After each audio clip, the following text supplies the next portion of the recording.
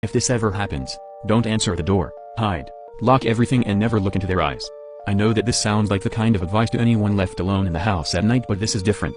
It started a week ago. I was in bed, it had just turned 1 o'clock. I was scrolling on my phone while my wife Steph was asleep. I suddenly had a notification pop up at the top of my phone. Anyone with a video doorbell will be accustomed to this. Motion detected. I normally ignore it as it was either a car coming down the road or a person stumbling back home after a night out. Then the doorbell chimed, the notification followed. There is a person at your front door. I opened the app. There sure enough was a young woman standing, clinging onto my door frame. I answered, "Hello, can I help you?" She came back immediately. "Please let me in, someone is chasing me." I told her to stay where she was and I would call the police. I heard her again. "Please let me in. He's going to hurt me, please hurry." At this point my wife woke up. She asked me what I was doing. As I put some clothes on ready to go downstairs, I said there was a woman at our door begging to come in as someone was chasing her. I was about to dial for the police when Steph opened the app. She said, "Babe, no one is there." We looked back on the motion history. Both notifications were logged. I opened the first one, nothing but our front porch. I proceeded to the other notification, where someone had pressed the doorbell. There was my front porch, shrouded in darkness, but this time we could hear only my voice. Of course there was no response to my questions. I thought to myself, was I going crazy? My wife said it was late, I must have been half asleep and my mind was playing tricks on me. Even if that was right, it still didn't explain why we got the notifications. The next night we both sat binging a Netflix show in our living room. We must have lost track of time as it was nearly 1 in the morning. I went to check the back door was locked when my phone buzzed. I asked Steph whether she had the same. She had. I opened the app just as it notified me that someone had pressed the bell. We both quickly opened the live view. Stood at our door, a child. The young boy must have been no older than 8. The camera was in night vision which was black and white. The boy's face glowed, eyes piercing through my screen. I once again answered, "Hello, can I help?" The kid looked up at the camera. "Hi, my daddy broke down just up the road and his phone is dead. Can you please let me in? I need to use your phone." Me and Steph looked at each other. She shook her head at me. I replied to him, "I can call someone out for you or maybe the police can help." The boy then seemed to turn. His voice now had anger to it. "Open the door, I need help. Are you really going to let me stay out here all alone?" His story had changed. I went back after swallowing my own fear. "Stay there, I will get help." This time I called the police. They came around 20 minutes later. By this point no one was around. We had seen the boy walk off around the corner 5 minutes after I had got off the phone. The officers checked our road and the surrounding area. They found no people, not even the odd car driving around. We both tried to show them the app but obviously, there was nothing there.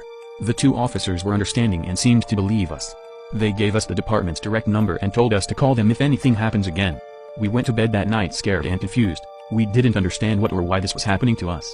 The next day we decided to get an early night. We made sure everything was locked and the house secure. We both fell asleep early. I was woken up at just gone 1 o'clock to the sound of 2 sets of buzzing from my phone. I ignored these. I just rolled over and went back to sleep. When I looked at my phone in the morning I opened up the doorbell app. The video playback showed nothing, but I could hear scratching for about 2 to 3 seconds after the apparent press of the bell. I went downstairs and checked the door. 3 sets of 4 deep scratches went down my front door. The anxiety hit me like a tidal wave going throughout my body. I now fear the night ahead of us. 2 nights ago we both had decided to stay up. We were going to put an end to this. We were on edge in our own home and it just wasn't right. The minutes drew closer to that damned time, 1 o'clock. Then right on schedule, the notifications started. I opened the app. Now stood there, one of the policemen. He was one of the officers that was with us the other night. I thought it was strange. It caught me off guard. Steph said that she will look out the window upstairs. We had both said earlier that one of us would look out the window to confirm if someone really was there. I answered the door. "Hello officer, can I help you?" He looked into the camera. "We have an update on the problem you have been having. Can you please open the door?" I felt a sense of confliction come over me. This didn't feel right. I had watched enough police programs and dramas to know they usually have to report to places with another officer. The lack of any police cars also unnerved me. "Sorry officer, I'm sure you can understand the reluctancy to open the door due to our situation." He snapped back. "It's fine. I am an officer of the law and instructing you to please open up. I need to come in and update you." Now I knew something was wrong. His whole demeanor was now completely different to when we spoke 2 nights ago. I watched as his head looked upwards. I heard my wife scream the words, "Oh my God." His eyes. What the fuck? I rushed up the stairs, my feet slipping as I ran. I saw Steph but she looked petrified. She stared at me blankly and said, "You need to let him in. He will help us." I uttered back, struggling to catch my breath. "We can't, you know we can't." "What did you see? What was wrong with his eyes?" She tilted her head at me, her eyes began to roll upwards. "Let him in. Let him." In. Her tone started to change, it was turning into a gravelly rasping voice. Her face now full of anger as she screamed at me. Let him in now. I grabbed her and shook her while shouting, Steph, listen to me, snap out of it. She looked back at me dazed and confused. She said wearily, with tears in her eyes, I want to go to bed. I said, only if you are okay. She said she was fine and didn't know what happened. I checked the video feed once more, no one was there. It took me a few hours to fall asleep worrying about what happened to Steph. When I woke the next morning, Steph was gone, her phone and jewelry left on the bedside cabinet. I went downstairs and searched for her but nothing, she wasn't in the house. I called the police department on the number I was given. I spoke to the partner of the policeman that was at my door.